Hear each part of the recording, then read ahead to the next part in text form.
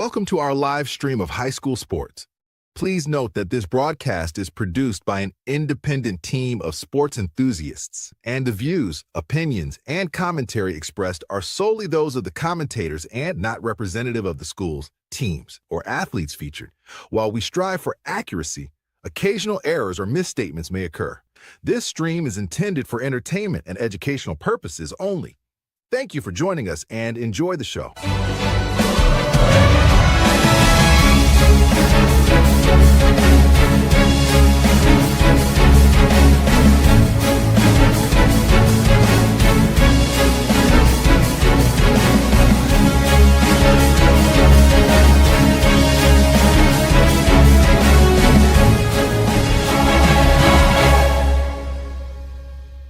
Yeah, come on, let's go. Hey, you ain't never seen nothing like this. Ain't no telling how it might get. It's the hypest right here. High school sports at its finest. So many highlights, you have to rewind it. Hey, Stream City, let me just remind you. The heart of a lion, a team full of fighters. So many stars on the field, it'll blind you. They're giving everything they got till the time's up. Yeah, legends in the making. History is made. We just getting started. You ain't seen a thing. YSN, gotta know the name. They gon' bring the flames. They gon' do their thing. Take it to another level, don't hold back. High school, got a passion and we show that. Got the drive and you know they got the heart. Number one spot for your high school sports. Let's go for the win. Hey.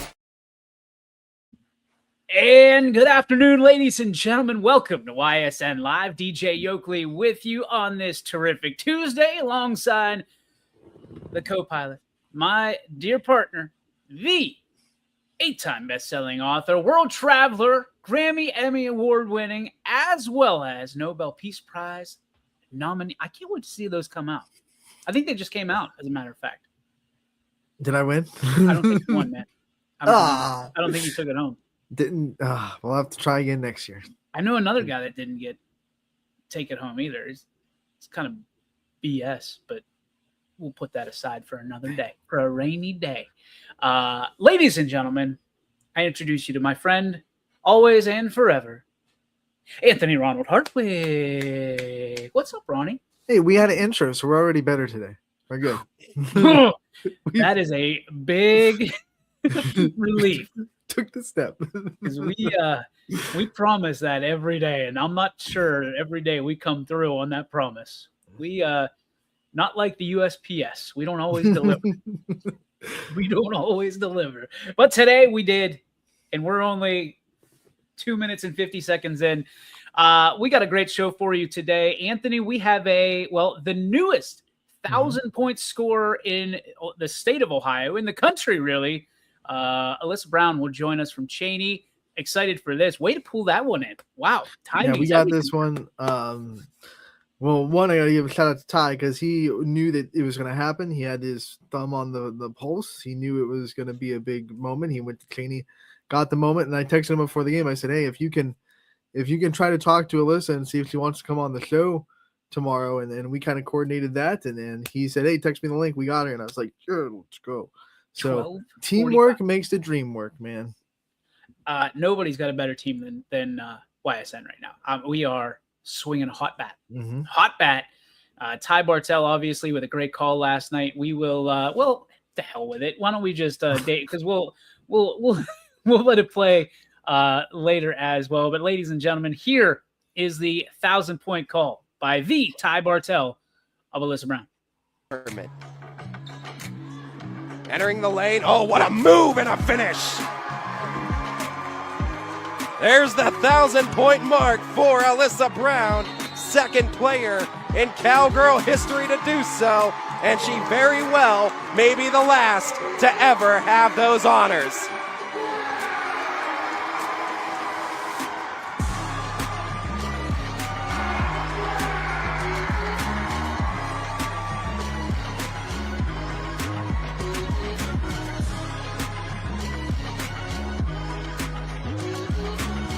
Big hug from her dad and well-deserved. What a great moment here at Cheney High School. Her mother, her twin brother Austin there as well. What high honors for a young lady that truthfully exemplifies West Side grit.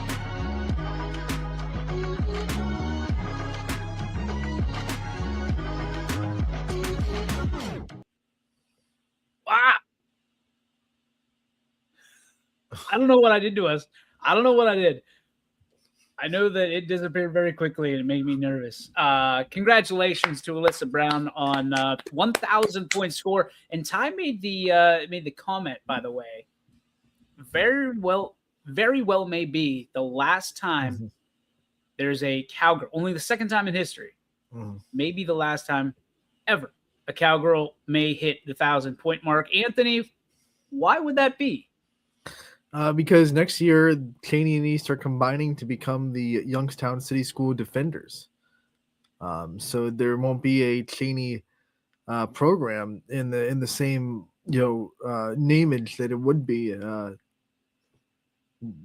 now. So obviously, some of those girls, and I think there are a couple of the girls on the team, some sophomores, some freshmen, that have a chance to go on to be 1,000 point scorers, but they wouldn't technically be Cheney. They'd be the Youngstown City Defenders. Now I don't know how they would handle like program records, how does that work? And so that would be interesting to see how they do that, if they like combine both East and Cheney records and say, this is now our school record. If you had it in East but Cheney's was higher or something, the Cheney record supersedes it.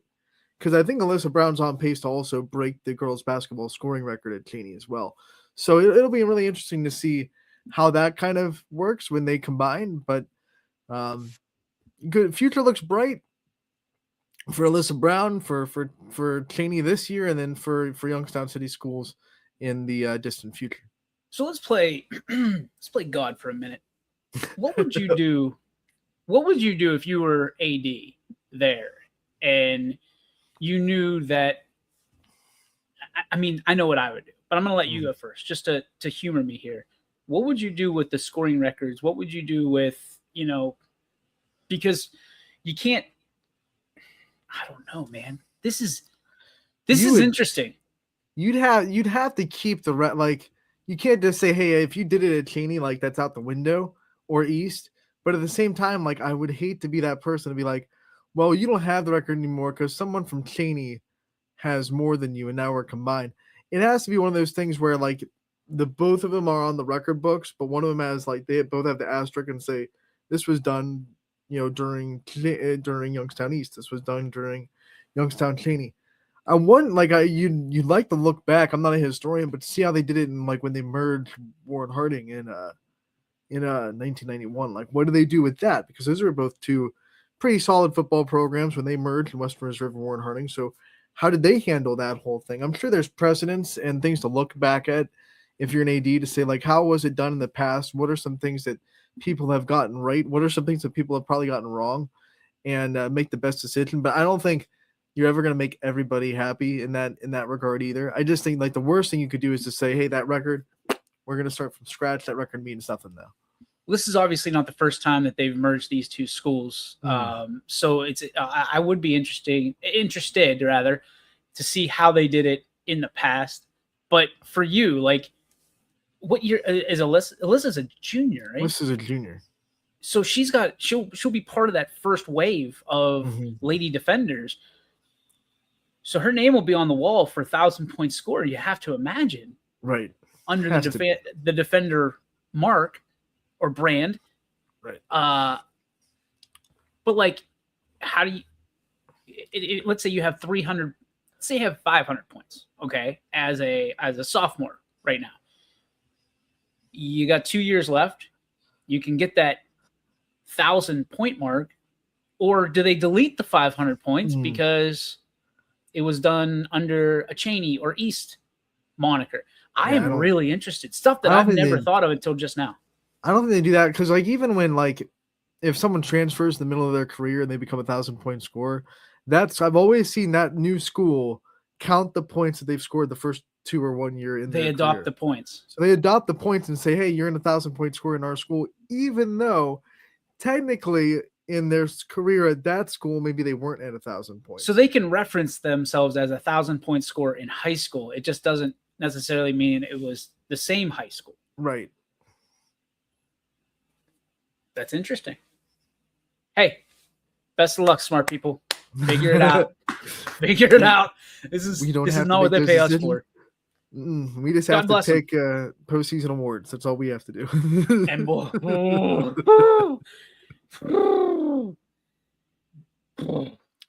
That's we can't even do that right. Apparently, according to some. We preface this whole thing by saying we know there's going to be people out there that feel slighted because one person gets it, and we've had people on the same team. Mhm. Like, I shouldn't say people. The players don't give us any trouble at all. The parents are Mhm. absolutely ridiculous. It's to the point now where it's like, oh, we know. Okay. Hey, explain. My favorite is the messages we get. Explain to me this. And I'm like, I don't have to explain anything to you. I like the let's- ones that are like politely like they're trying to get info, but they don't want you to know they're mad. So they're just like, I'm just more curious how you pick. Like, wow, what goes into that? I'm just I've curious. got no problem answering questions when people are courteous, but when it's just courteous to get to the next Yeah. question or to get an answer that just they're ready with a machete, just like standing there waiting for you. Like, Say it. Say my son isn't good enough. Say it. I'm not going to say it, ma'am. I'm not going to say it. Your son is good enough. Doggone it. But I mean, it's almost comical, right? Because we're not trying to, we talked about before we got started here today, I'm not trying to burn anybody's house down to make somebody else's house look taller or bigger. Mhm. What we're trying to do is shine a light on how talented our area is and how blessed we are to be able to cover them on a daily basis during the fall. We do the same thing in basketball. And quite honestly, the All-YSN team, the only reason it's around, and we've said this, is because why, Anthony? Why is the All-YSN team in football and no other sport? Because we don't have an all-star game for football. Ding, ding, ding. That's why the All-YSN. So people sitting there saying, wait a minute. Why don't you have this for golf, lacrosse, hockey, baseball, basket? We have pretty much, I mean, outside of lacrosse, we have an element of a trophy or an element of an all-star game for everything else. Right. Everything else. And there's an opportunity to be seen and to be heard and to be noticed and recognized. That's what these all-star games are for. We don't want to go out of business with incredible insurance rates in these all-star games. So there you go. You get the All-YSN team. And it was 309 players when it was all said and done. I know I said 305. I made an error when I posted it. Sorry again, Southeast. We took care of it.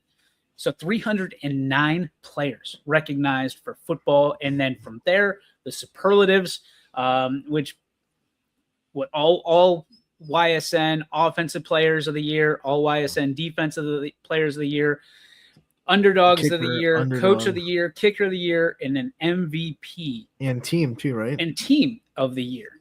So without further ado, ladies and gentlemen, it is time to unveil, if you haven't seen on social media already, the All-YSN Defensive Players of the Year, all the way up to the All-YSN Most Valuable Player of the Year in 2025. Interestingly enough, a guy whose name we called a lot this year, Anthony, he absolutely dominated on defense. Ladies and gentlemen, your All-YSN Defensive Player of the Year, AHC, Alan Hess Cardona. That might even be a picture of the biggest play of the year. I don't know exactly when that frame is from, but we know that he made the tackle that pretty much saved the season for Girard, and you had them play one more week when he stopped that 2-point conversion that Poland went for to take the 1-point lead late in that playoff game. So he's just not just leading with defensive stats, but like when he makes those tackles, when he makes those plays, always in the biggest moments. And plus, he's got the very intimidating face mask and helmet. Like, I don't want to look like when I see guys wearing those ones, it's like, okay, you're even extra intimidating because I can't see your eyes at all. And I don't know what you're thinking. And you got bad intentions. You have bad intentions. AHC's got some bad intentions on the football field. He only had 106 solo tackles. 129 total tackles. Just 24 tackles for loss on the He season. ran out of room on his helmet for stickers. There's no more Yeah, left. I think they gave him another one just to display, just in like a full size, not even a mini like helmet, a full size. They're like, here, man, just take all the stickers, bro. They're like, here they are. Between you and Pearson, just like go take them all. What a hey, Hemi's back, baby. Great honor. Hemi. There's a Hemberger, former defensive player of the year as well. But I'll tell you what, dude, when you're talking about AHC, you're talking about a game wrecker. I mean, you can't plan around this guy. You mentioned the Poland game. I know in South Range, he was an absolute monster. It just made things hard to get started. And it's not a guy that shows up just on third downs, just when you get to pin your ears back and go. This was a guy that 100% of the time you're trying to run away from 5 because he is just literally everywhere. He is essentially the Myles Garrett or TJ Watt of high school football in Ohio. And Gerard had him and nobody else did. And it was a problem. And it was a big reason that Gerard was as successful as they were. So, hey, Alan Hess Cardona, AHC as we call him, congratulations. We are going to miss watching you play football next year, my friend. But I can speak on behalf of all the offenses that you flip the script on. They won't miss you. Gerard will miss you very much. Other teams are, thank God that guy is no longer to be game planned. Don't worry, they got another guy. Yeah, they got a few guys, but they don't have AHC. So, right. Hey, he wins player of the year defensively. Very, very well deserved. You know who else, Ant, who's pretty freaking good this year?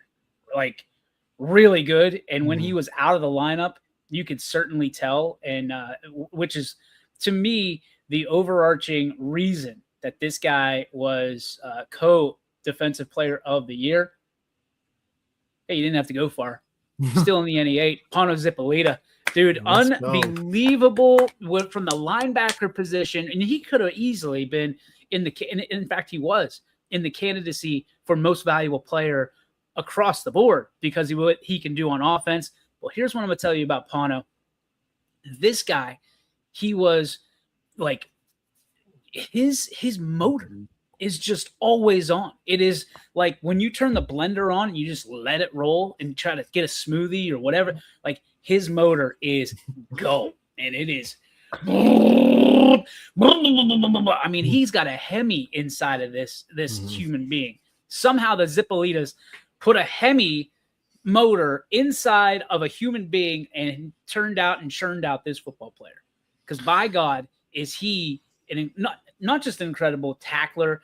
He can read offenses rather. He can sit there and he knows. I don't know if it's film study, if it's natural ability, if it's just athleticism, if it's a bigger, faster, stronger thing. This guy, Anthony, we saw it all year long. He was able to read and absolutely slice up offenses. He was a big reason that Poland did as well as they did this year. Offensively, they were outstanding. Don't get me wrong. Defensively, they held teams in check, and it was because of Big 43 wearing that green shirt underneath. You know, when they teach defense, one of the things they teach you is run to the ball. Always be where the ball is at.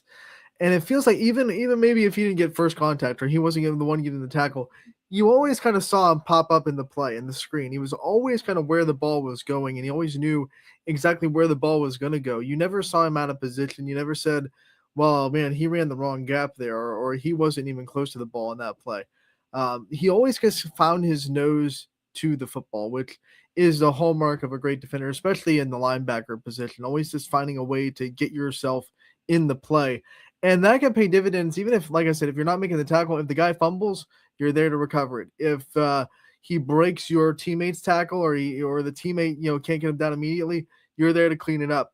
And that's the thing that he's really good at. Like, maybe there were a lot of times when maybe he didn't get the first contact, but he's there to clean stuff up, man, because he's always at the ball. He's always right where the football is. He's got a nose he's a ball hawk. That's the thing they like to say on defense. He's got a nose for the football, and he's always going to be swarming towards it. I'm trying to pull up the stats. I went through Max Preps to validate, obviously, that they were leaders across the board, and Pono certainly was. You could talk about Angela Angelilli too. I mean, you and I had deep conversations about kind of who to give this award to. Angelilli showed up and showed out all season long as well.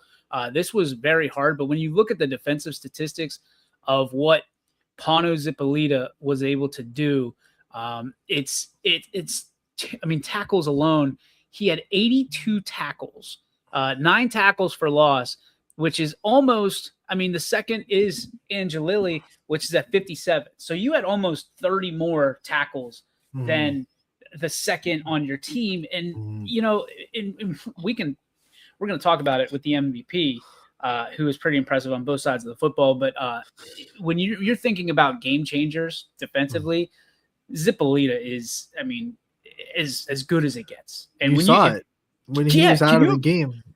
It was different. Can you imagine if the X-Man and AHC, like if we made some super team in the area, like a true all YSN team, and we just went, hey, western side of the state, come get some.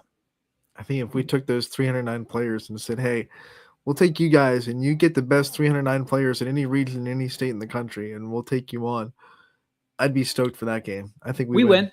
We win. Sorry. Come on, Columbus. You want some? Come get it. You can even you want North Texas? Bring it on. East Tech, I don't care. Y'all can't any region, any state, any state, we'll take it on. You're having trouble beating Indiana. Okay. Right. You don't want any of Pono Zipolita or AHC. I'm telling you that right now.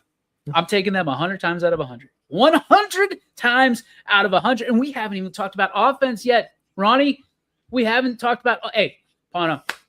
Congratulations on an unbelievable career. Ponovision, let's go. So proud of those two gentlemen. On to Offensive Player of the Year. You ready for this? I'm ready. 2 out of the 3 of our next candidates still have football to be played at the high school level next year. Starting with this guy, Offensive Player of the Year, ladies and gentlemen, DeAndre Richard. Austintown Fitch, career rushing record at Austintown and Fitch. He's still got more to go. Like and he split carries, Andy. He split carries, and he's still the all-time career leading rusher at Austintown Fitch. Let's think about all the great running backs of yesteryear that have been Falcons. I mean, think about that for a moment. Just in our tiny little brains, being able to think about that and think, there's some pretty good athletes that have come through Austintown Fitch. There are spectacular athletes that have been running backs at Austintown Fitch. And DeAndre Richard, in his junior year, surpassed every single one of them in split carries. It's Tell almost me what like we're seeing isn't special, dude. It's laughable. I mean, that's why I'm giggling, because it's just one of those things that, like, you say it and you're like, if you didn't have the numbers to back it up and know that it was real, you'd be like, you're lying. Like, that's not true. But no, you look at the attempts, they definitely didn't all go to DeAndre at all. Like, he split carries pretty consistently, and his yards per carry, I bet, is skyrocketed. I don't have the exact number in front of me, but I would bet that it's high. It's probably very high. I mean, how do you sit there and look at, and by the way, he's an absolute dog. He is one of the nicest kids you'll meet. He's also one of the best athletes you'll ever discover. And I'm going to tell you how you look at this as someone that has Fitch on the schedule next year. And you go, hey, good thing that we don't have 7 coming back. Oh, that kid was a headache. Oh, crap. What do you mean he's a senior? He say what? He's a junior, but he's the all-time. You're wrong. Max Preps is wrong. You're wrong, Bill. You're wrong. That kid. No. Bill's right. DeAndre Richard is coming back. I would imagine, Anthony. I'm not going to put any Skittles on the table. Get ready for a career year. I mean, he could very well win this award next year. He could level up and win MVP next year across the board, because is 3,000 yards rushing out of the question? I don't think so. I don't think so. I mean, Mr. Football could be. Why not? Let's do it. I think there's a lot of people on this list that I think got absolutely snubbed for Mr. Football this year. No offense to the gentleman from Indian Valley who won it. There's a lot of talent on this list, and I put their numbers up against everybody else in the conferences that they played throughout the year and the competition that they played throughout the year. Just saying, Youngstown never gets any love from those people down in Columbus. That's why we are in existence, because guys like DeAndre Richard would not get any of the appreciation or the love necessarily he deserves. Hey, D, congratulations, buddy. Offensive Player of the Year, co-offensive Player of the Year, because some people just they just can't be denied. Cannot be denied. And DeAndre, one of those guys, boom. How about a season for the Crestview freaking Rebels, dude? And it all started with the old Deucer behind center. Jake Nolan, co-offensive player of the year. Unbelievable year. Statistically, 17 touchdowns through the air, 17 touchdowns on the ground, 1,000-yard passer, 1,000-yard rusher.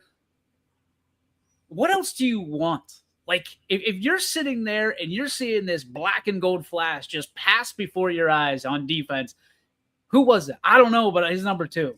That's Jake Nolan, and he's an absolute dog. And if you try to lock him up on defense with your backs, your defensive backfield, he is going to run right past you, run right through your face, like they talked about Brock Lowry.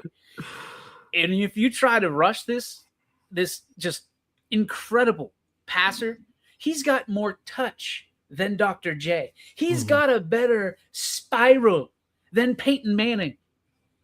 An absolute dog, and he proved it all throughout. The MVAC Player of the Year, MVAC Championship, led by this man, Jake Nolan. Hey, Jake, congratulations, pal. We had him on before the season. I'm going to say it. Best number 2 ever, right? I don't think anyone's ever worn the number 2 better. You can go through the history books, any level. No other number 2 does it like Jake Nolan. Mainly because I can't think of any other number 2s that have done it like Jake Nolan. So, best number 2 ever. Yeah, that's a big statement. I like it. That's a big swing there, Ronnie. Big swing. Give me a better 2. How dare you? I mean, Terrell Pryor's pretty good. No, come on, boo. He was okay. He was a dud pros. I like Jake a lot better. Tim Couch sucked. He was pretty bad. Yeah. I'll take Jake over Tim Couch. There's no doubt. Absolutely. I mean, are we talking just football? Yeah, I mean, yeah, football. Yeah. I was saying Mo Williams, one of my favorite Cavaliers of all time. I mean, I know he's not like an all-star or anything, but we'll take Mo. He's all right. I'll still take Jake. You might be onto something there, pal. Think so. He's the number 1, number 2 of all time. And that's no number 2. Oh, boy. Oh, man. What did you do? I lost my camera. Hold on. We're all right. We're going to move on. Hey, Jake Nolan, congratulations. Offensive Player of the Year. We're proud of you, kid. Showing off in Columbiana, Ohio for the Crestview Football Rebels. And that leads us to this, ladies and gentlemen.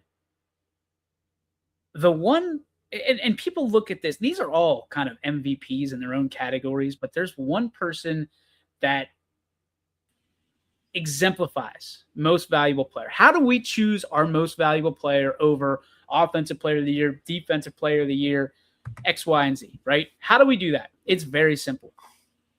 Give us the one player. Show us the one player who without them, their team is not the same. Their league is not the same. The entire season is not the same. there's one player that stood out all year long, could not be denied, should not be denied, somehow got denied,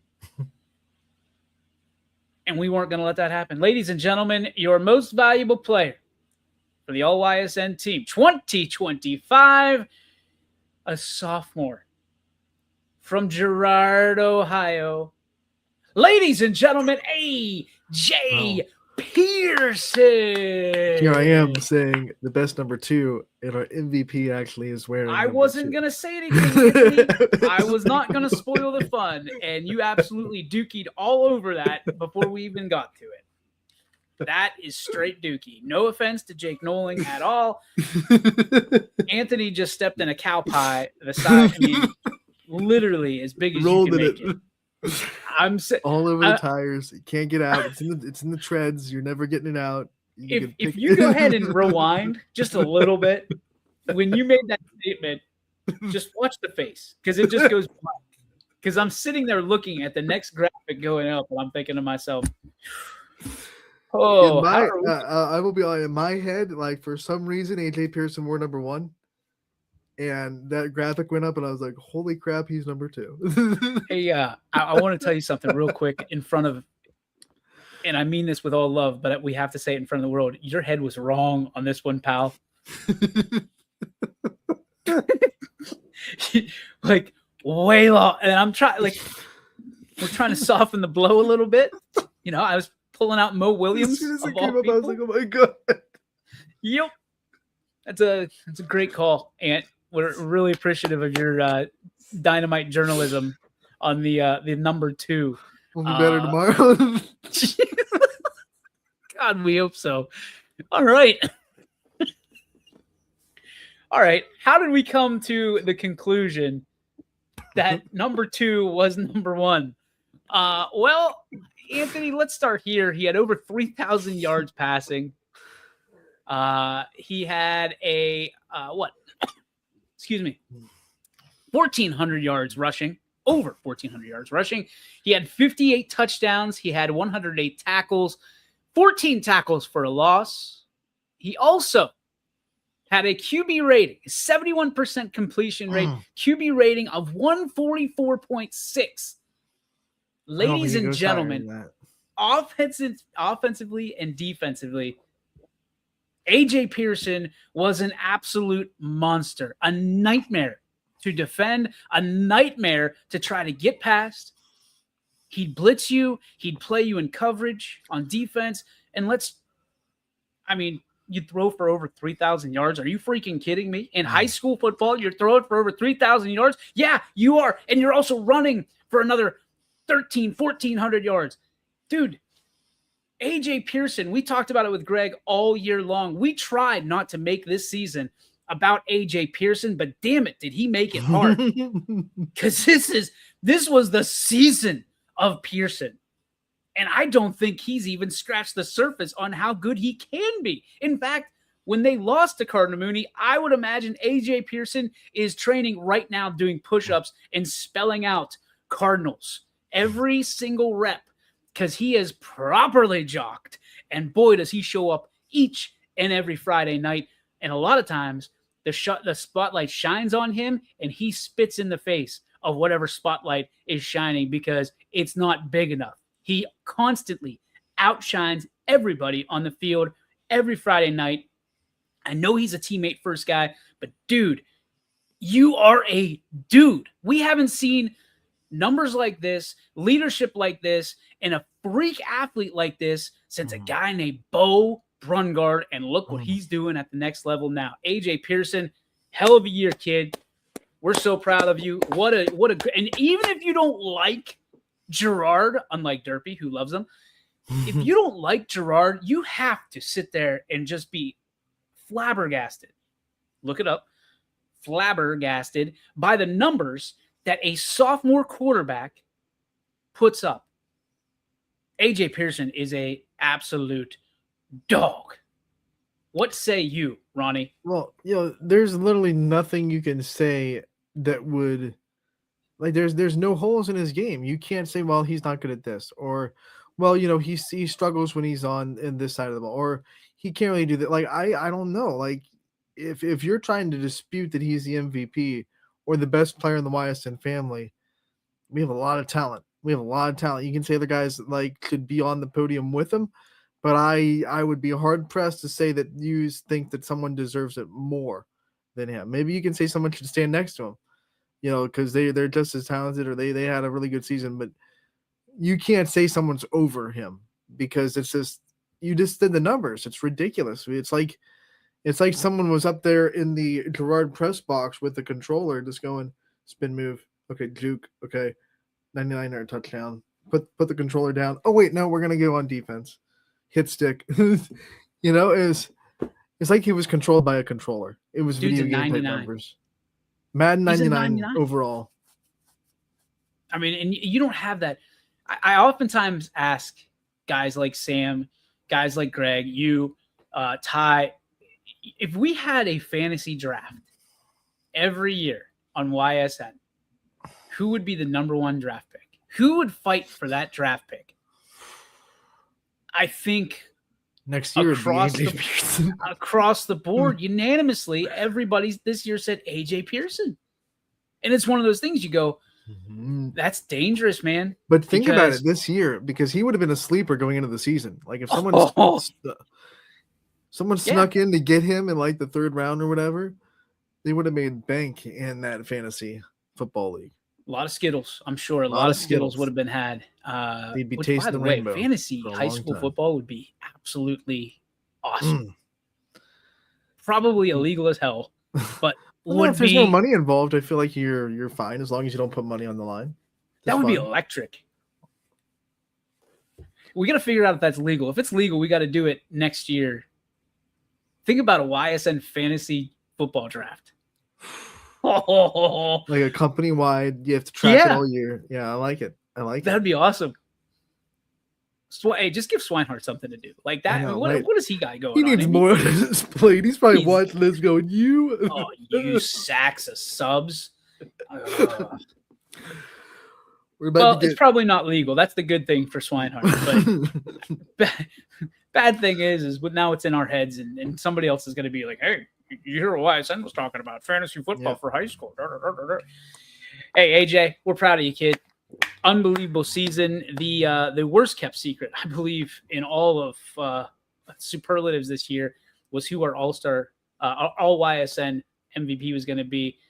Unanimously, everybody talked about AJ Pearson, and deservedly so. So congratulations, young man. You were a joy to watch on the field all season long, and continued success as we're looking forward to the next 2 years. And you teaching us what is left in the tank for number 2, Anthony. Number 2. A lot. That is a lot left. that is the end of the YSN all YSN team for 2025 in football. The next all YSN teams will obviously be for basketball and for wrestling. We're excited for all that stuff as it comes because we are full swing into wrestling, pal. And I should say full swing into basketball as everything kind of kicks off tonight. Anybody who hasn't tipped off yet, I believe, begins this evening. I will Yes, be I think- in the Bulldog, the Dog Pound in East Palestine, where the Bulldogs will host Wellsville. And I'm hearing I don't- How are you going to be able to see in that crow's nest? Are we doing a one-eyed broadcast? we're doing a one-eyed broadcast. There's I no love doubt. I So love let's it. Watch it let's for be the pretty chaos. sensitive with some of the pushback. Okay, I might not get it all right, and there's a good chance that I don't. But let's take it easy on the old 3-1 tonight. Okay, like I'm not trying to break any records. I'm just trying to get down in the trenches, get back in there. This was a game time decision last night, Anthony. It showed up. There was nobody doing it. My buddy Tim Figley's out of town. I was like, okay, there's people from Florida and there's people from Minnesota that are counting on me. I've got to do this. And I make no promises that it's going to be good at all. It might be the best game ever, and I won't see a damn thing out of one eye. We're going to see, this is what the guy's counting on me to get it done. Well, Rutland, he's like, let's go. Yeah, but Will, I'm telling you right now, this is not going to be Emmy Award winning. Okay, so just we're going to take a breath, chew some gum, and if it gets too bad, it might just be video only. Just we might talk about some things that aren't happening during the basketball game. I can't see real well. This eye, in particular, complete fog, complete like blurry as all get out. We'll be better on Tuesday. But somehow I drafted 2 East Palestine games. I drafted tonight, and I drafted on Saturday, and then I've got a South Range on Friday. South Ranger applied too in the mezzanine, but at least you have Tom Titus there. Hey, my broadcast partner for basketball, Mr. Tom Titus, is going to lead by example there. I'm going to be leaning on him a lot. We might be debuting some new technology as well. Before we get to any other of the basketball talk, there's only one story that we need to really address. We talked about it at the top of the show. And one more time, for those of you just joining, ladies and gentlemen, a moment from last night that happened that you don't want to miss. Department. Entering the lane. Oh, what a move and a finish. There's the 1,000-point mark for Alyssa Brown, second player in Cowgirl history to do so, and she very well may be the last to ever have those honors.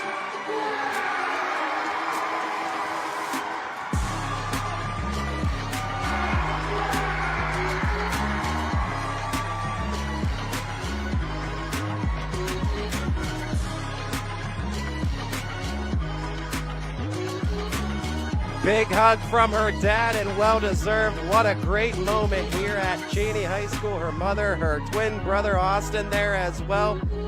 What high honors for a young lady that truthfully exemplifies West Side grit.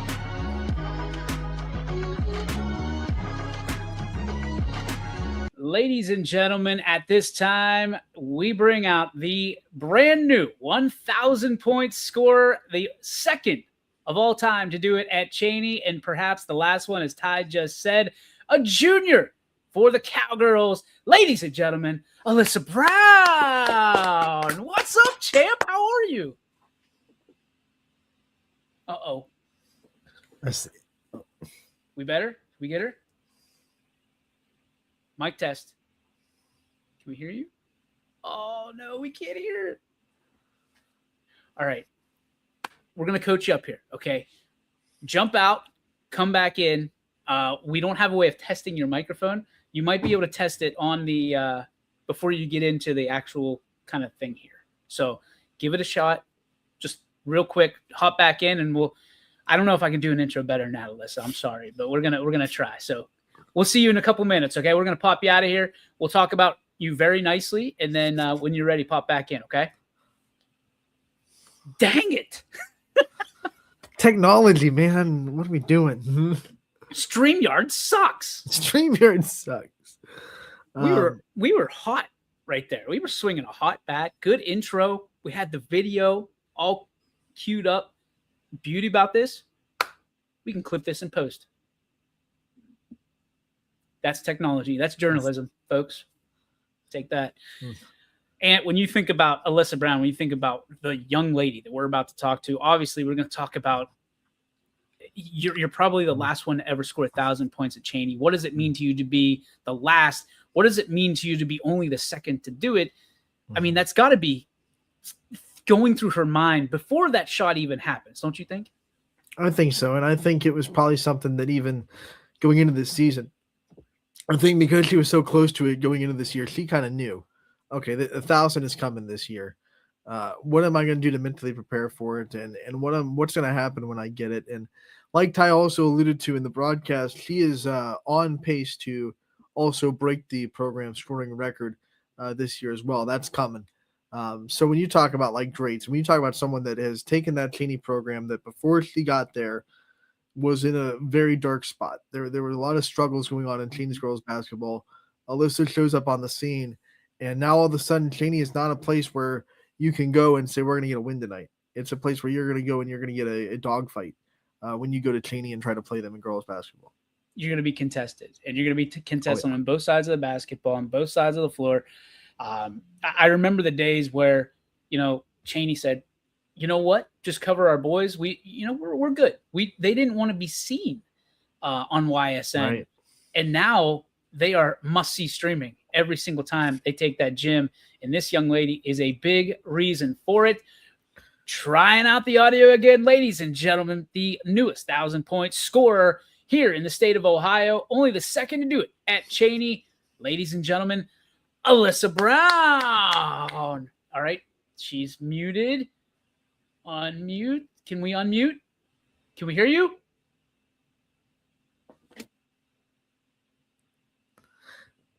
Alyssa, maybe try a different device too. I don't know what you're on, but if you want to flip to your phone will work fine too. Yeah, we'll try that. Try that. We're communicating with her like we can hear her. We're gonna boot you out again. So we're gonna make this right. It'll be perfect in post. I promise. Perfect. My golly, this is gonna work. Man, it's not her fault, man. It's not us. her fault. We It's us. suck. It's all us. This We is suck. a terrible, terrible show. Terrible show. All right, third time's a charm, right? AB, can you hear us? You're muted. Unmute.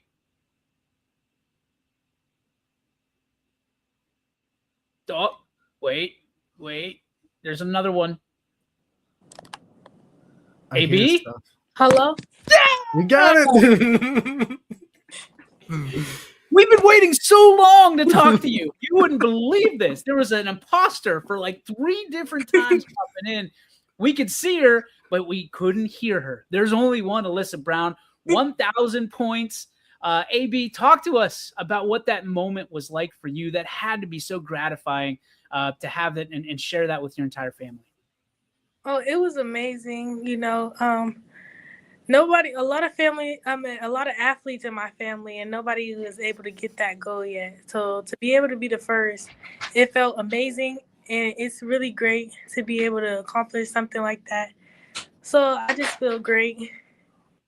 Listen, we talked about it in your intro, just a second player in the program to do it, and probably the last one to be able to do it before, Cheney turns into the Defenders next year. What's that mean to you to be able to put yourself in that kind of lineage for this Cheney program that you've turned around so well since you stepped on the floor as a freshman?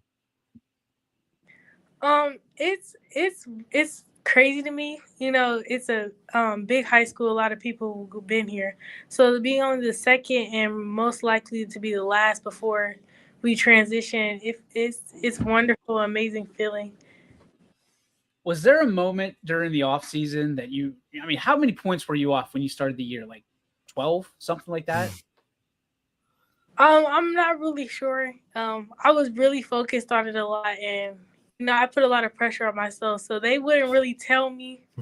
They wanted to be quiet so that I wouldn't be too focused on it. But I knew I was close. I knew I wasn't too far off, so I knew I was gonna get it soon.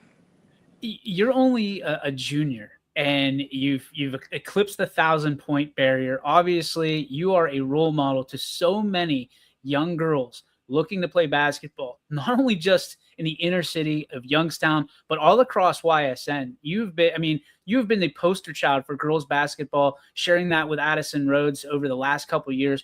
What has this journey been like for you? And you're not even close to finish. You essentially have 2 years of eligibility left at the high school level.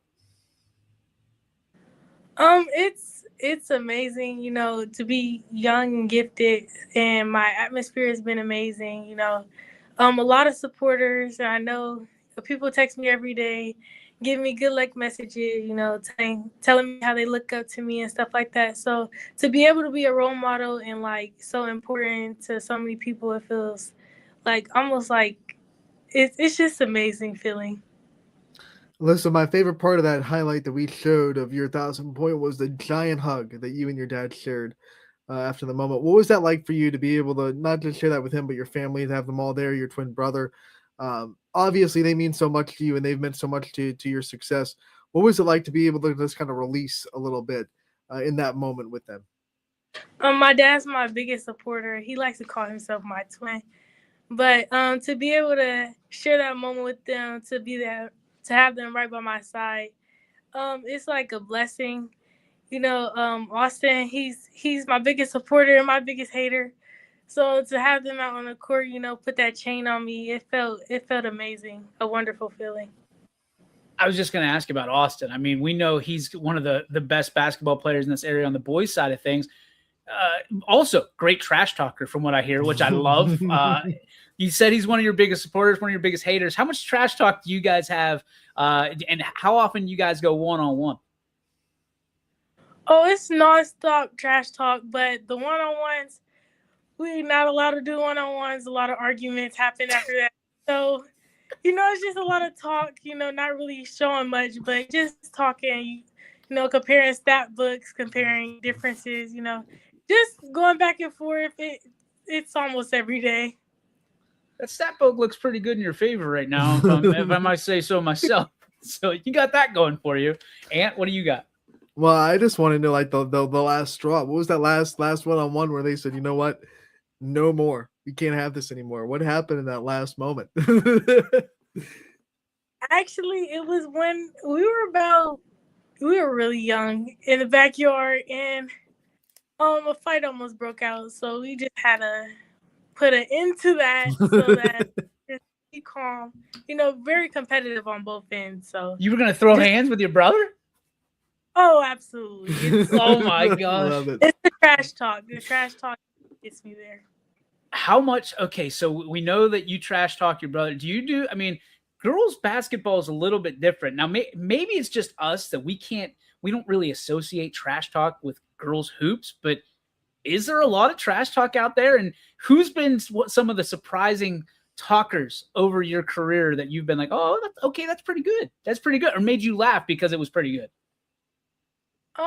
Really, it's not really that much trash talk on the girls' side, like between the girls, but the outside noise and then like the hypeness, you slip up every once in a while. You might not catch it in the moment, but then you'll realize, oh, they just try to throw shade. So then it's just like little moments, not really as much as boys, definitely not, but it's just little moments that you might not catch, like watching from the stands.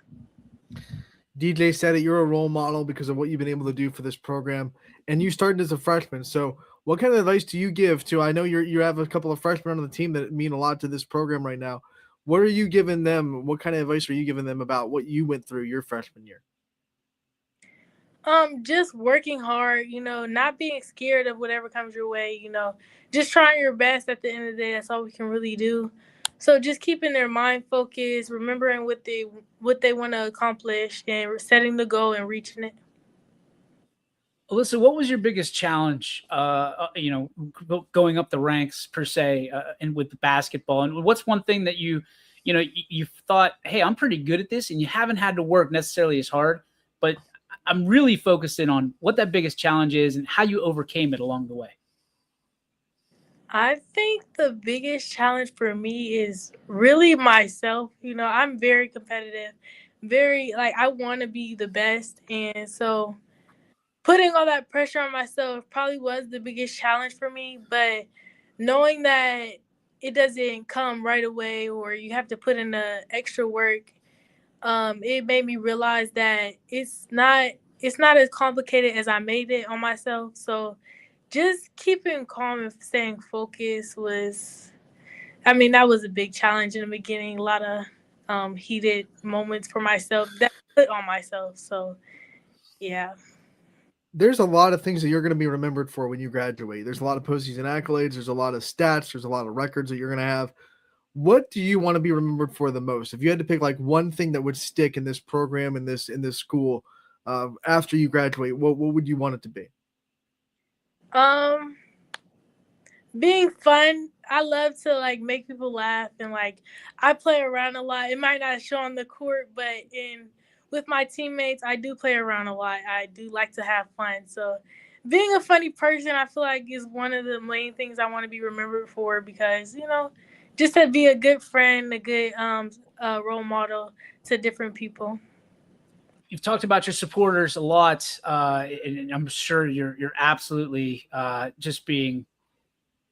They're proud of you, I guess, is the best way to put it. So for me, I want to know, out of your supporters, out of your role models, who is your biggest role model growing up to this day, who's made you and shaped you and kind of made you the young lady that you are? And what is your favorite characteristic about that particular person? My dad. He knows too many people. So to see him like every day, every time we go out somewhere, he has to stop. He'll talk to like 10 people before we even get to where we're going. So to see that he's so fun and loving, it has a lot of people who know him, and because he left the legacy too. So looking up to him and seeing how well he works with his community is my biggest role model. I do want to go back to when you were a freshman, because there's a lot of people with the talent that you had would have looked at the Cheney program the way it was before you stepped in and been like, I don't know, man. You could have gone anywhere else. You could have kind of said, I want to go somewhere else and try to be in a program that's established. You said, I want to change Cheney. I want to turn it around. I want to do special things for this school. What made that decision for you? Why is Cheney so important to you? And why did you kind of stick with the Cowgirls? Because it's my area. I could have went to a different school, but to be different, make that change, being a leader and not following the other just because they might have better players or they may have a better history record. Making my own history record and setting that standard for myself, it really helps me and motivates me every day. Alyssa, we talk about ball a lot, obviously, this time of year, but for you, there's a lot more to your quote-unquote game that you have other than basketball. What are some of the other things that we could catch you doing when you're not hooping? I play a lot. I like to participate in whatever I can. So all basketball season, I am a soccer player. But we don't have high school soccer, so most people probably wouldn't know that. But off season, I do play soccer, and that's basically how I spend most of my time. What are some of the other extracurriculars? Like, do you do anything inside school or any of that stuff? I'm in the dance program. Actually, have a little show today. Let's go! Go. Put on a show on the court What yesterday. kind of dance are we talking? Hip hop dance, just, I don't know. I think it's fun, and I love to participate in anything I can. So whenever they give me an opportunity, I'm all in for it. When did you get into dance? Was it like just lately, or you've always kind of been a dancer your whole life? 8th grade year, it was actually a class, and then I was like, oh, this is fun. So, it just kind of stuck to me. Is it like the song that you have to dance to? Is it like a mishmash? Is it a collab? What is it? What are we dancing to? It's this show that's coming today, it's a Christmas song. I can't remember which one, but I know the moves. Frosty the Snowman has to be it. Has to be. Hip hop Frosty. We're excited. Hey, good luck today. First off, we're excited. And can people buy tickets to the show? Give a plug here. You're the A1. You're the MVP. Let's hear about it. It's actually an in-school show, so most of the teachers and stuff will be there. Usually it is after school, but this one is just for in-school people. I love it. All right, so do you have a favorite dance move? What's the go-to? Like, if you're out there what are we talking about here? Is it a spin? Is it as my daughter says, a twirl? What is it? Whatever comes to my mind. Lately, I actually don't know. Whatever comes to my mind in the moment, I'm very fun and love. So like in public, I'll just hit a move, and then my mom will look at me like I'm crazy. But it just happens in the moment. What's the song that's got you dancing? Like, you put it on your beats. What are we jamming to? That's on the spot. I have no clue. That's how we do it. See. I listen to a lot of NBA YoungBoy. I know that's kind of Yeah, but I listen to NBA YoungBoy. So I like soft music too. Most people don't really get into it, but like I could dance to the soft music, Janae Akio. Yeah, stuff like that. Little stuff. I like it. I'll take it. Last question from me, Alyssa. When it comes down to it, games on the line. Obviously, we know you're going to have the ball in your hands. Why do you feel so confident? Is it the time that you put in, or is it the confidence that you have in yourself that makes you feel like you're going to be able to win that game with the basketball in your hands? I think it's the confidence, knowing how I am as a player, knowing what I can do. The confidence really boosts me. I love to win, so keeping that motivation. Listen, my last question for you. Obviously, that 1,000 point is going to be a memory that you have in your mind for a long time. Is it your favorite memory that you've made so far in your basketball career, or is there something else that kind of sticks out as your favorite memory that you've had? Oh no, it's definitely my favorite memory so far. Having my girls behind me, getting me hype, my family coming on the court, it's definitely the best memory so far in this program. Alyssa, we can't thank you enough for stopping by, taking time for us right in the middle of the day. We know you've got a lot going on, the dance thing going. I mean, I'm excited. Hey, make sure somebody sends us a video of you dancing, because we got to put that on social media. Like, multifaceted Alyssa Brown, 1,000-point scorer, and joms to all the hot hits here. Ladies and gentlemen, the latest addition to the 1,000-point scorer and the 1,000-point club here in Ohio, Cheney Cowgirl, now and forever, no matter what anybody says. Ladies and gentlemen, Alyssa Brown. Thanks, Alyssa. We appreciate you. Good luck. There she goes. Big fan. Like, dude, go watch her. I mean, I don't have to tell you. Everybody out there who's go watch her play basketball. It's different. She's different. She moves different. It's almost unfair to the other team. We've covered her for the last 2 years. You and I had conversations when she was a freshman saying, this could be some of the nicest 4 years of girls basketball we will ever see. The overlap, we made mention, Addison Rhodes and Alyssa Brown. Like, I know we've had a lot of talent over the years, Ant. Can you think of two names that have overlapped like that are so incredibly talented? I mean, essentially, she scored 500 points a year for 2 years. Yeah, it's really impressive, and she's won Freshman of the Year for us, and then Defensive Player of the Year last year. So you can't take away her defense, because she puts up great defensive numbers as well on the court.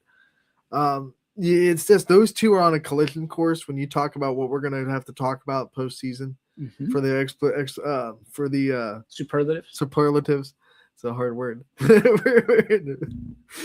the Does she want number 2? No. Okay, 11. just making sure. Double ones sticks.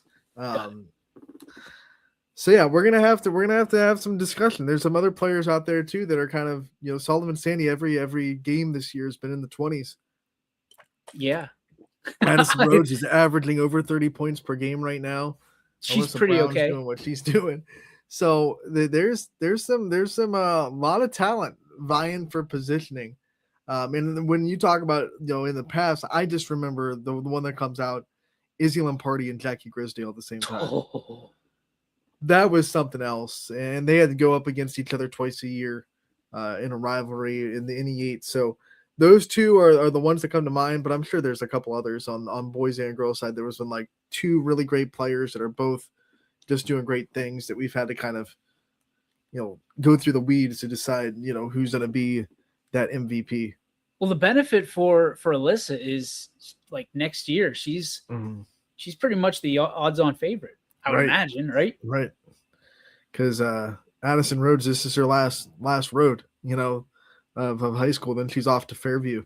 So next year's going to be interesting too. But don't count her out this year. We are very, very young into the new year here for hoops, which is just the way we like it. We like this long season of winter and cold, and you go into one of those gyms and Smelling the popcorn. I know in Salem, man, you walk in there, you smell that popcorn. You're like, I've got to eat that popcorn. Like that's Struthers, I think is the same way. Struthers is good.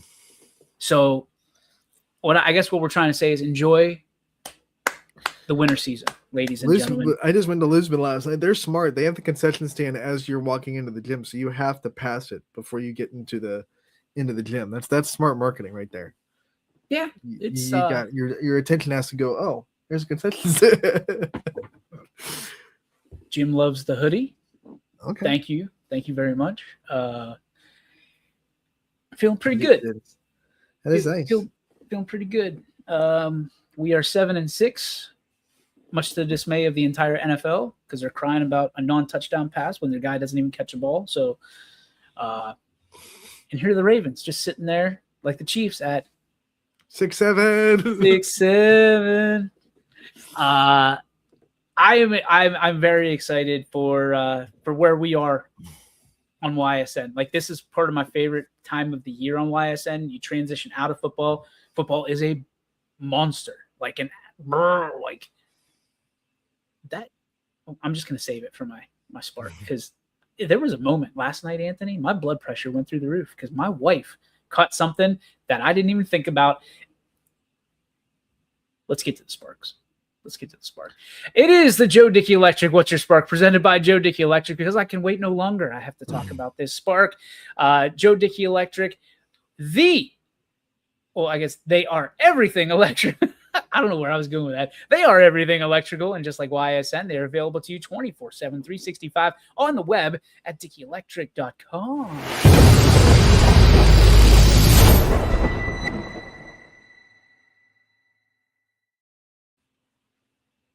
Your sunshine, Ronnie, but I'm going to go first.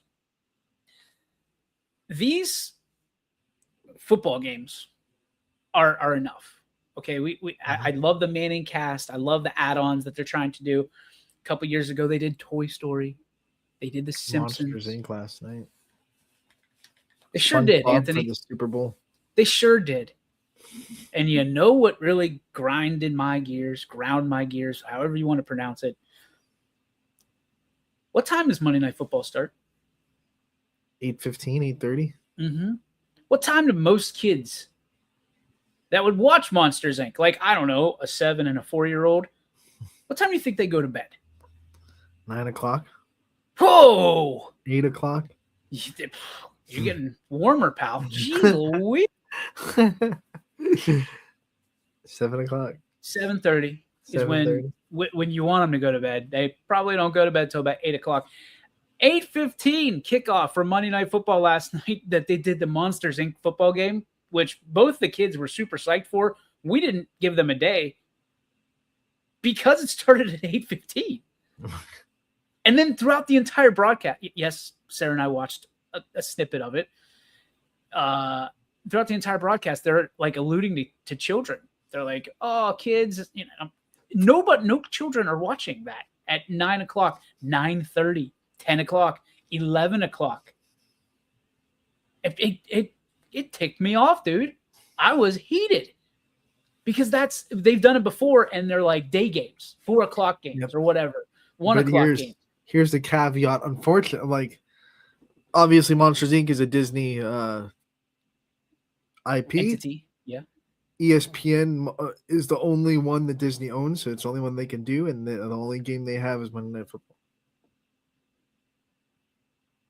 Well, that sucks. So they were really stuck in a corner. I don't know what. I mean, I would have been like, well, let's just not do it. But they wanted to keep up with Paramount and the Nickelodeon broadcast that they do. So they're like, we got to do something with. Yeah, with what was it? football. SpongeBob for Paramount? SpongeBob, they do that, and they have the slime broadcast that you can watch. I think one game every Sunday, where like when the field goals go, the slime pops out of the goalpost. Oh stuff. Yeah. They do that in the playoffs for an entire simulcast. Right. So because Paramount owns Nickelodeon, so they're doing that, and Disney's always kind of bumping heads with Nickelodeon. So Disney probably was like, "Hey, we gotta keep up," and you're not really keeping up because your target audience was nowhere to be found. I mean, I get it. Right? You want to get kids invested in the game, which I love. Mm-hmm. I'm all like, it's very gimmicky, but it's also like, I mean, I got the one person said, well, you can go back and watch it. It's on Yeah, demand. maybe their thought was like 7 and 8-year-olds don't care if they're watching it live. They can watch it the next morning. Yeah, I don't know. I don't know how many 7 and 8-year-olds actually care about live versus just watching that. But I mean, I'm just going to let the cat out of the bag here. And I know she's watching upstairs. I would have let the kids watch it. There's no doubt about it. But there was see Sarah start storming down the stairs and just slap you in the back of the head. she's going to grab one of those bats on the railing and wham, like Fred Flintstone style. Knock out your other eye. This one's just as bad. Joke's on her. I don't know. It bummed me out because like there's kids that were probably really excited for that. Because if there's one thing that Disney does very well, it is marketing and advertising, right? So they push that out there and get these kids all riled up, and then parents are like, it's a Monday. Go to bed. You have school tomorrow. What are we doing here? Or at least like do that during Christmas break, because then you can afford to be like, okay, it's not school night. There it is. But the Eagles were green and the Chargers are blue, and Sully and Mike Wazowski. Do you think the kids ever made that correlation? They're children. It's not even the right shades either. No. Like Mike Wazowski is like a bright. Mike Wazowski is like a bright lime green. I don't think about Eagles when I think of that. Well, hey, you didn't see the marketing they did on social media because they changed the colors of the jerseys, and I was like, oh, dear God, if they're actually doing this, this is the biggest gimmick BS I've ever seen. They come out like Mike Wazowski jersey. If the Eagles walk out in bright lime green helmets and pants, I'm out. Like we've gone too far. And then they had to I'll send you change the Chargers jerseys to be like blue and purple. Like that purple? Yeah. The Chargers have some sweet, sick uniforms. Like maybe some of the best. Some of the best. Hot take. I actually like the Chargers when they were the navy and the white bolt, like a lot better than the Same here. Blue. Same here. I think the LT days. Yeah. The Natron means. Mm-hmm. I can't even do that. It gives me nightmares of 1994 and the Steelers losing an AFC championship in Pittsburgh. 1994 makes me old, but I also have been through it, unlike some Steelers fans now that expect to win every Super Bowl every year. Eric Hughes. On to your spark, my friend. I'm concluding. My spark is there's 9 college football teams that have declined their bowl game. They're bowl eligible, and they've said, you know what, we don't want to play this game. The cynic in me says that they did not go to their seniors and say, hey, do you want to play this game? Especially the seniors that aren't going pro and have no more football to play. Hey, would you guys want to play this game, or are you guys out too? I feel like those seniors are getting real screwed because of some hurt egos in the room. And I'm not exactly a fan of it. I know Notre Dame's like the biggest storyline, but there's 8 other teams that have been like, you know what, we're eligible for a bowl, but hard pass. I get bowls aren't necessarily the most exciting thing in the world, and there's a lot of talk about the bowls are kind of pointless. But for a lot of seniors that are probably playing their last football game, I'm sure they probably would have wanted another bowl. One more game, one more time to strap up with their team. You've earned that right to have one more game. And there are some executives in the room, some ADs, maybe some head coaches that let their ego say, you know what, we didn't get the bowl that we wanted necessarily, so we're going to pass on that. And I hope there's at least a conversation with the seniors. I doubt there was, but I feel real bad for the people in that room that they got stripped of one last football game with their team that they kind of earned throughout the season. Can I stand on the other side of this argument? I don't think they care. I think you get to, especially with the way the NCAA does it, because I think they do it right. They have that last game is always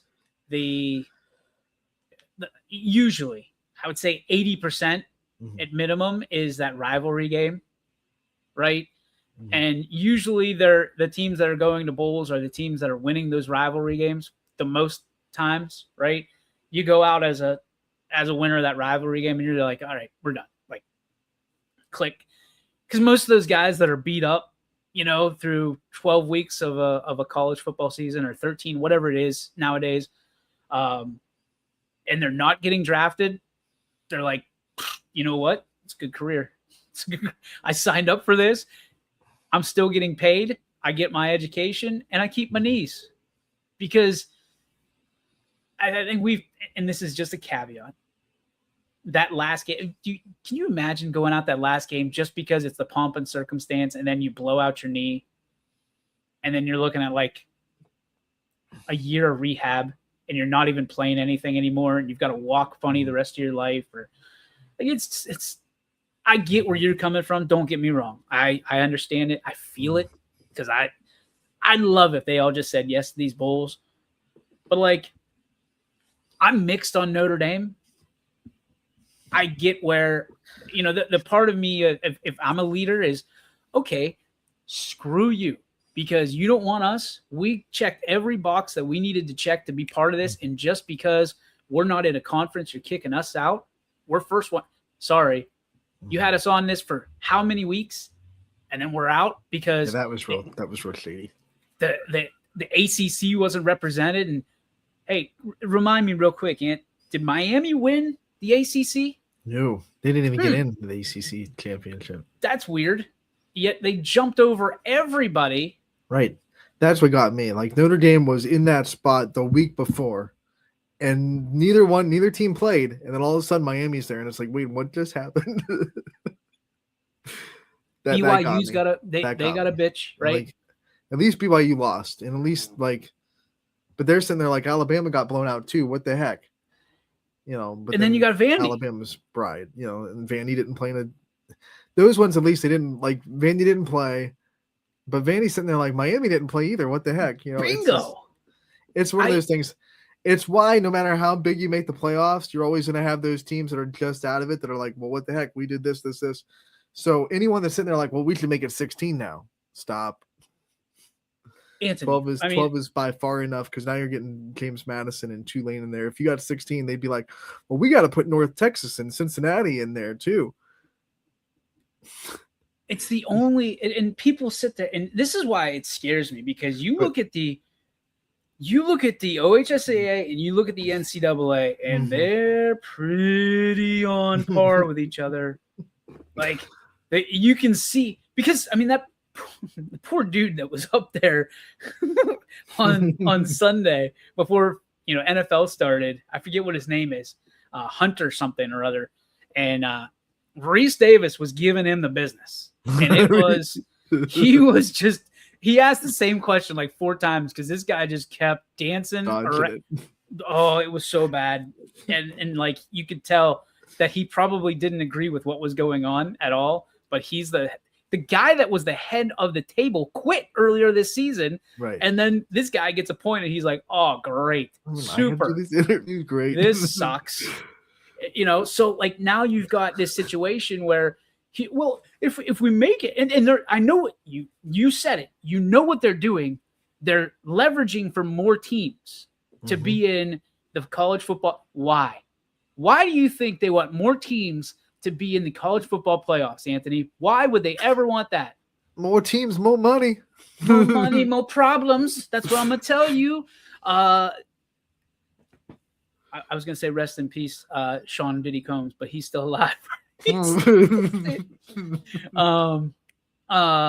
What I'm going to tell you, did he even sing that song, or did I just make that up? I don't think he did. That's a bad beat right there. I apologize. I don't apologize to Diddy. No one. I apologize for the people that I made. Whoever think that sang he that sang song that you just attached it to. Is that? Oh, I know who it is. Come on. It is Notorious. It's B.I.G. So I was close. I was in the right neighborhood. You were in the right friend gosh. group. I gotta shut up. That's R.I.P. to B.I.G. Hey, moment of silence for Notorious B.I.G. Taking too long. Taking too. Man, you were too awesome. quick. Too young. We miss you. B.I.G. be flossing on the cover of Fortune. Miss you big. I wish they had a song about this. Huh. They should make a song about that. They should make a song about Biggie and how much we miss him. I think Diddy actually has a song about that. Every step you take.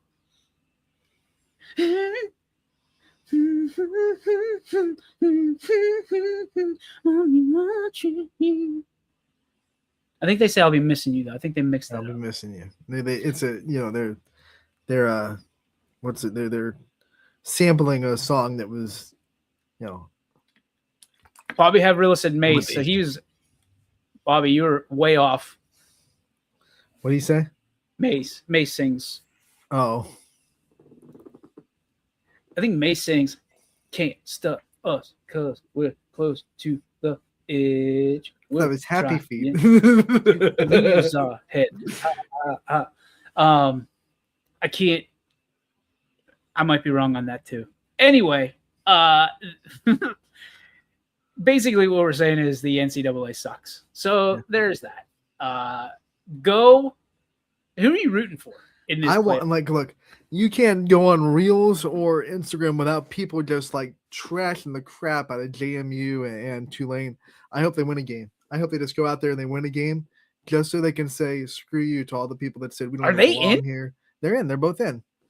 So I hope it's a big odds. They're like 18, 20 point underdogs. But you know what? Every dog has their day.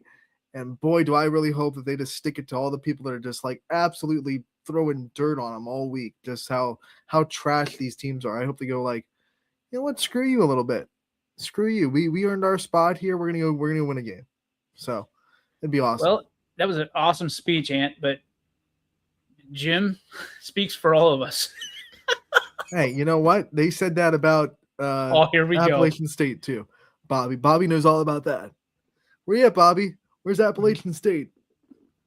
It's Appalachian State, all right. Oh. If you're gonna put them on a pedestal, at least correctly pronounce their name. It's what happens for Georgia Tech fans there. I know. That's what happens. Sorry, Notre Dame. It's messed up. Rudy was off. Oh, ouch. He throws the ouch out there. First off, Matt Campbell getting hired at Penn State is one of the best hires of all time. Mm-hmm. I agree. Penn State is all the way back. All the way back. You know who else is all the way back? West Virginia. Anthony, I am back into college. I'm back. I don't know who the hell I'm going to root for, but I'm back. I like Oregon. I like Penn State. I like West Virginia. I like what they're doing. I like their moxie, the cut of their jib. Is that because your role model went there? Does that lean towards West Virginia love? That might have a thing or two to do with it. Might have a thing. Oh, by the way, hey, you want to see something? Early Christmas present? Uh-oh. From Mrs. YSN? Is it a... Oh, man. That's nice. The glare is really bad, but here's what I'm going to tell you. There we go. Little art for the wall. And see that little ditty down there? That's a genuine autograph right there. That is a genuine autograph. Got a certificate of authentication with that? It's right on the back of it. There you go. Right on the back of it. First thing I looked at, I was like, suckers. Mrs. YSN comes through again. She says, you have all these autographs. And the guy that you watch for 3 hours a night and fall asleep to, watching the rerun of his show and wake up to, you don't have it. So to say I'm a big fan of Pat McAfee is an understatement. And people are starting to be like, oh, he's just a dollar store Pat McAfee. Shut up. Shut up. Hey, I'd rather be a dollar store Pat McAfee than whatever you are out there. Hey, saying it. If I can inspire and change and make sports fun for people who don't necessarily follow it, to the letter, I'm good with that. If you want to call me a dollar store, dime store, Pat McAfee, whatever, okay, cool, man. That's an honor to me. That's an honor to me. I'm behind that. I'm down with that. Actually, I smiled when somebody compared me to one of my idols, my role models, because hey, he's swinging a hot bat right now, Ant. Swinging a hot bat, and I don't know many people that go out there and be like, you know what, I kind of want to resemble Michael Jordan, but like I hope nobody compares me to Michael Jordan or LeBron James, or well, nobody compares themselves to Karl Malone, like Wemby, Steph Curry. Nobody compares themselves to the mailman. Nobody wants to be Scottie Pippen.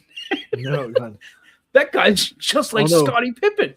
We got a Dennis Rodman. Who did we interviewed one of the players in our preseason, and I forget who it was. It'll come out because me and Ty did it together. And one of the players one of the basketball players said they looked up to Dennis Rodman as a kid. So I was like, okay. They want to get their game, the rebounds and the toughness out of after Dennis Rodman. I was like, okay, let's do it. Don't look like him in the press conferences, please. That is wild. Hey, but hey, he's a hell of a basketball player. Let's go. I don't think I would ever introduce him to my sister, but here's Dennis Rodman. Basketball player, he was awesome. But that's going to do it for our show. We've taken up way too much of your time on this Tuesday. We hope you have a great rest of your day. We appreciate you hanging out with us. Thank you to Alyssa Brown for popping in 3 different times and finally had to make the change to a device so we could hear. And it was so awesome to be able to hear her and hear what she had to say, and such an inspirational athlete for not just young ladies, but men as well. I mean, to look what she's been able to do and her domination of the record books and the way that she's done it with a smile on her face and dancing, probably not like this, but dancing the night away and dancing her way into 1,000 points. Alyssa Brown, congratulations once again. I want to thank all of our football athletes that were honored today on our show. Alan Hess-Cardona, Pano Zipolita, Jake Noling, DeAndre Richard, and of course our MVP, Mr. AJ Pearson. Congratulations on an unbelievable season. Thank you as always to Ty Bartell for his video work there and his call, contributing to our show today. Thank you to all of you out there watching. Thank you to our sponsors all across YSN. We're so grateful for you to allow us to do this absolutely dumb show every day. And have fun doing it. So, Anthony, any final thoughts from you? No, I'm good. I got dynamite drop in, Monty. I know. We're going to be better tomorrow. I promised you that. At least Anthony and Gary will. I am not going to be here. I am going to be out on a business venture. He'll be commenting. So you'll be commenting. He'll be getting in your dirty probably. Bit. I mean, I have a couple meetings tomorrow, and I'm trying to get us another sponsor, which I'm really excited about. So we'll see about that. But other than that, you guys will be better tomorrow. Anthony will not call out any numbers and say they're the best. No more. It's done. That didn't go well. That did not go well. That was an all-timer, buddy. And other than that, we hope each and every one of you have a great Tuesday afternoon into the evening. Watch basketball right here on ysnlive.com. We've got a full slate of hoops for you tonight all across the network. Anthony, I love you, buddy. May the sports be with you. And you, my friend. YSN thanks you for watching this presentation of Your Sports Network. For stories, stats, and more, go to ysnlive.com.